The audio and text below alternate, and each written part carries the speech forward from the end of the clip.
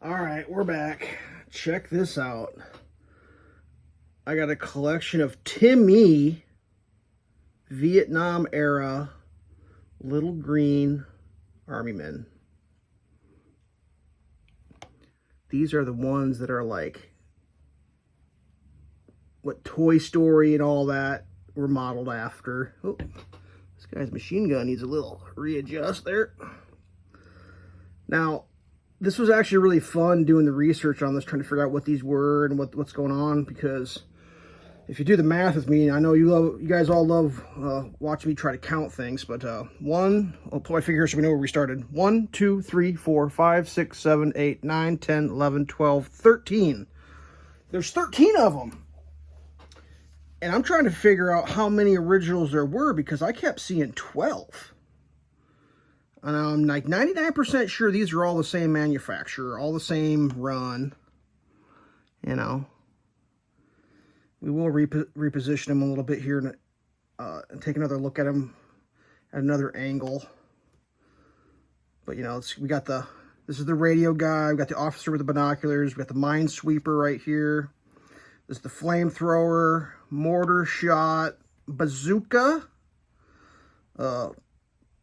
I don't know if that's prone, but like the machine gunner, bayonet charge, officer directing everybody to rally, walking soldier, kneeling rifleman. That's prone right there. Rifleman, crawling rifleman. I'm going with Vietnam on this because they got M16s. Now, feel free to comment below if you've got like any real actual knowledge on this. I'm going to do some reading here. I know people love it when I read, but I'm not sure how the focus is working on this, to be perfectly honest with you. It may be all over the place, but anyways. So the iconic green army man, ubiquitous staple of childhood toy chests, made by the Timmy Toy Company. Timmy Toys began in the 40s. Its primary focus was plastic toys, and quickly became known for its affordable, popular dime store style toys. In the mid-60s, they acquired Process Plastic Company. When the company's famous green army man, that's when they really took off. Sorry, I'm trying to read with what we got here. So we got M16 Vietnam era design became standard in the classic toy soldier. Now the World War II soldiers are really popular too. And then my research, there's also Korean War, which are a little harder to identify because of the crossover in equipment between World War II at the beginning of the Korean War and the new style equipment that went into the Vietnam War. So none of these are labeled anything underneath. Let's see if we'll try to one by one point these in a different direction as I go around this time, so we can get a view. Some of these guys are a little more wobbly than others.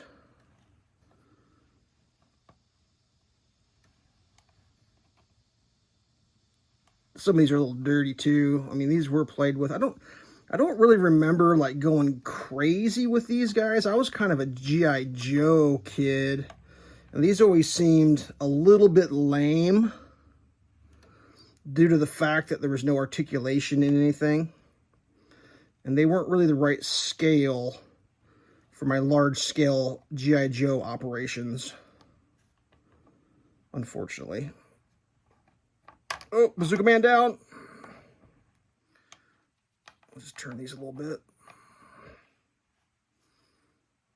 All right, so I think everybody's spawned. We'll just keep going in a circle with that while I read. So that simple and effective design, the Timmy figures were known for the distinct poses, durability, and slightly flexible plastics. The sets included a variety of figures such as the kneeling rifleman, the grenade thrower. So I don't have the grenade thrower, but this one here might be grenade thrower, but just no grenade in hand. I've read there was like issues with dyes and when the grenades would wear out. This is the one here that may have been grenade thrower.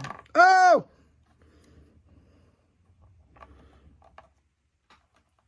This machine gunner is pretty sweet. We'll do another post here in a second.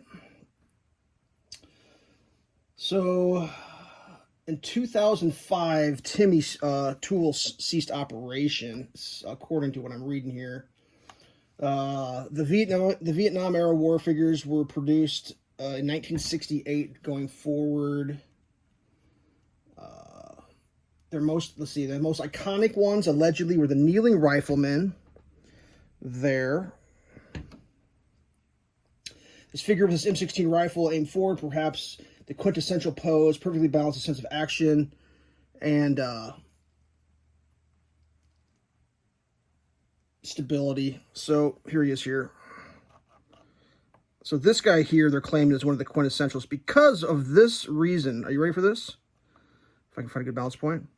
He was, he could be put on a defensive line, or he could be a foot soldier on the offensive line in a firing position. So he was a multi-purpose.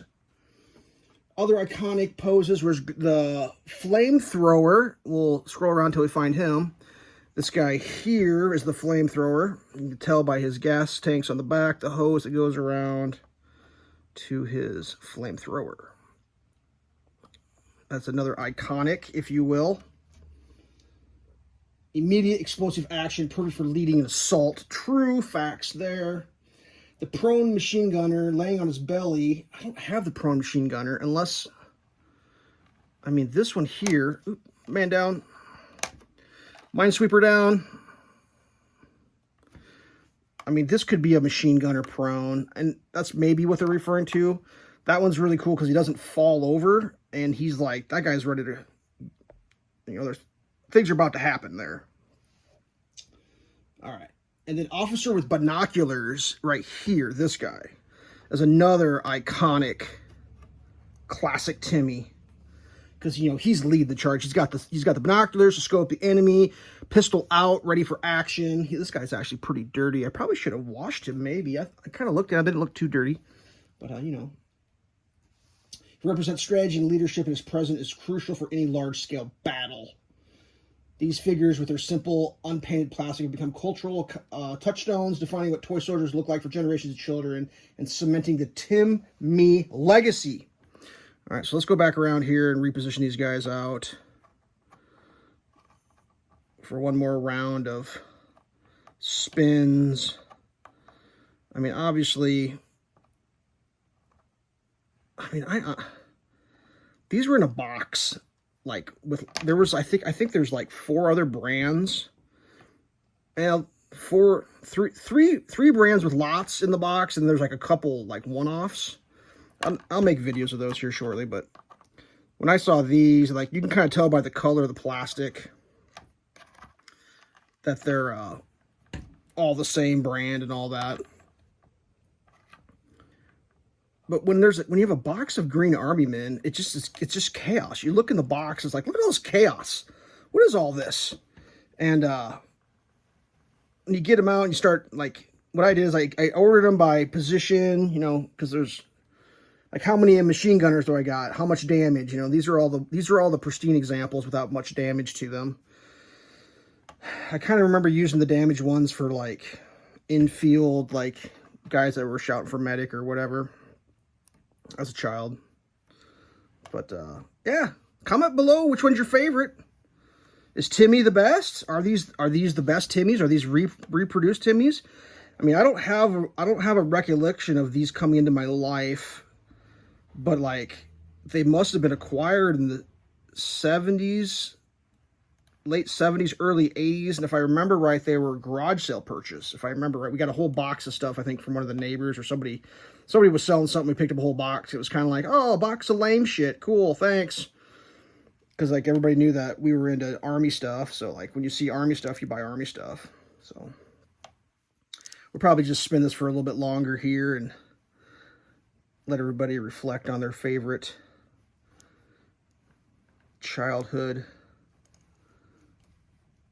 memories. There'll be quite a few more Green Army Men videos, I'll be honest with you. I thought about doing each one of these individual, but I figured, man, that would be like a year's worth of videos, so that's why I'm kind of doing them by groupings. But yeah, the Timmy.